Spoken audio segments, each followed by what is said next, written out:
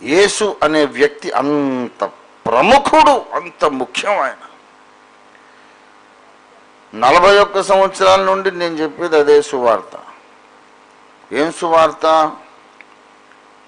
మా చర్చికి రండి మీకు రోగాలు పోతాయని కాదు, మా చర్చికి రండి మీకు డబ్బులు వచ్చేస్తాయని కాదు, మా సంఘానికి రండి మీ కష్టకాలం తీరిపోద్దని కాదు.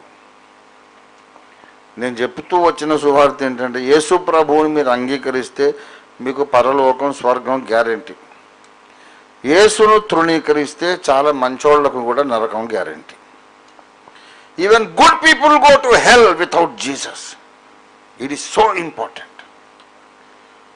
నువ్వు చాలా మంచిగా బ్రతుకోవచ్చు, అబద్ధాలు చెప్పకుండా, సినిమాలకు వెళ్ళకుండా, వ్యభిచారం చేయకుండా, దొంగతనం చేయకుండా, ఎవరిని మోసం చేయకుండా నీతిగా బ్రతికి నరకానికి వెళ్ళొచ్చు.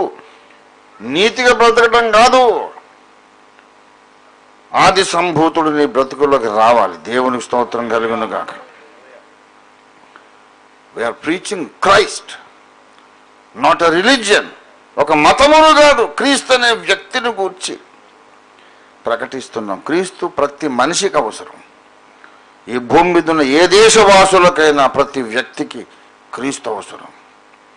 క్రీస్తుని ఎవడైనా నాకు అక్కర్లేదు అంటున్నాడంటే గ్యారంటీగా నరకానికి తన మార్గం తాను వేసుకొని వెళ్ళిపోతున్నాడంతే. ఎవరైతే యేసును అంగీకరించలేదో వాడు ఘోర ప్రమాదంలో ఉన్నాడు. దేవుని బిడ్డను, ప్రేమతో నింపబడిన వాడిని, అయ్యో అన్నయ్య నువ్వు అగ్నిగుండానికి వెళ్తావు, వద్దన్నయ్య నువ్వు అగ్నిగుండానికి వెళ్ళొద్దని చెబుతున్నాను. ఆ మూర్ఖుడు వాడు అంటాడు, నువ్వు ఇలా చెప్పినందుకు నీకు బోలు డబ్బులు వస్తున్నాయి అందుకే చెప్తున్నావు. నా 41 సంవత్సరాలు సేవ చేసి మత ప్రచారం చేసినందుకు డబ్బులు వచ్చింది నిజమైతే నాకు 5 కోట్లు అప్పెందుకు ఉంటుంది? ఎక్కడ సొంత ఇల్లు లేదు, ఎందుకు అంత అప్పెందుకు ఉంటుంది నాకు? మరి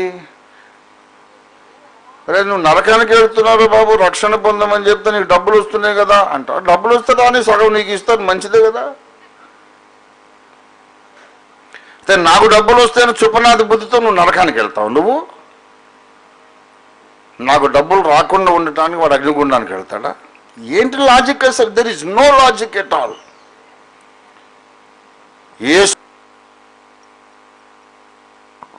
ఏ పట్టిన ద్వేషం.